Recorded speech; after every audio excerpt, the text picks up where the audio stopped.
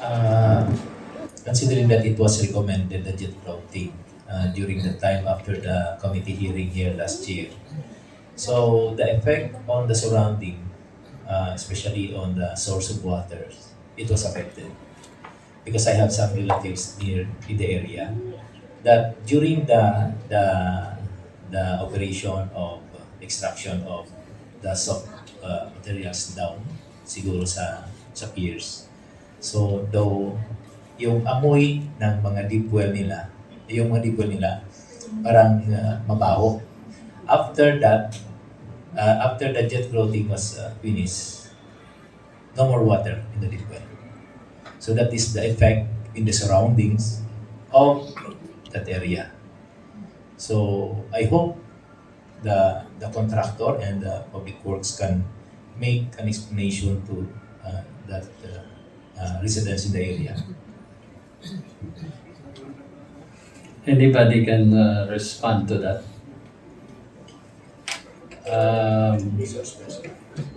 Okay, but before Manonino, before I recognize you, so what you're trying to say, is when the contractor initiated the jet grouting, the purpose of the jet grouting, am I correct, is to stabilize the pier and then to remove or displace the unsuitable materials to further strengthen it, siguro. But then because of the concrete being injected, no, nag-expand sa dalom, most likely this the structure, the soil component there and the aquifers are affected. So because of that in jet grouting. So maybe hear from and it's another adjoining. Yes, Mr. Chair. Because as the ano the activity of the maybe there is an extraction of the soft soil or soft material down. So nakaamoy sila ng mabaho, no?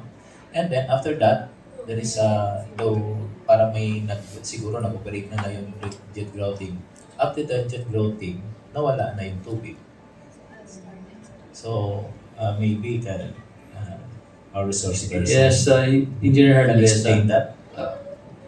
Um, in Pavia and also in San Miguel,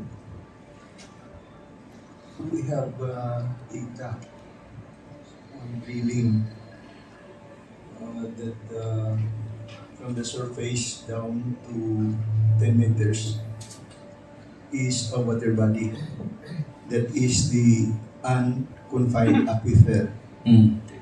And below that, that is about 30 meters deep.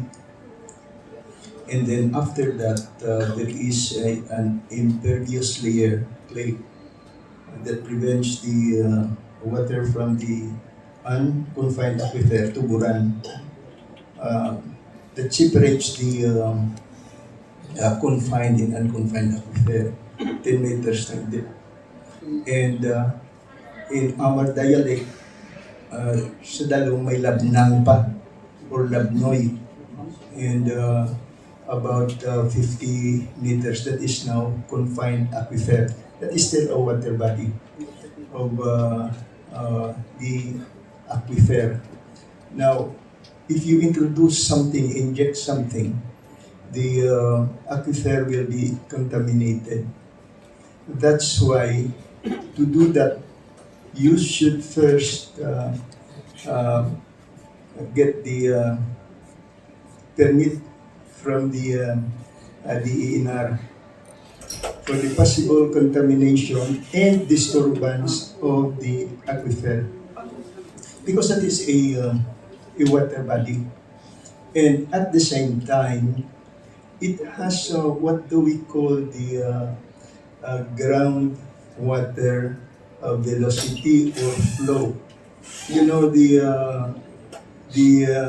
aquifer has a water that is uh, what do we call having a source, no?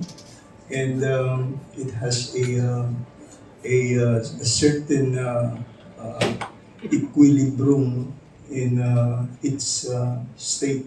So para parang may flow na siya sa ilalim. So if you are going to plug one point, the other or we call it the downstream side, no, uh, will be plugged, no, hindi na siya magtubod, no. So that's what is happening now. In our case, sa Ungka Flyover, it is uh, in the aquifer. You know, I have a copy of nag-request ko sa Pabia, from the mayor sa Pabia. Nag-request ako sa listing of all those having the deep well and the shallow well. Yara sa listing. And there is a massive extraction of groundwater, both on the confined and the unconfined aquifer. Pagsangaan, pahibawan, and so forth pagkatapos sa San Miguel. So the pressure of the groundwater is affected.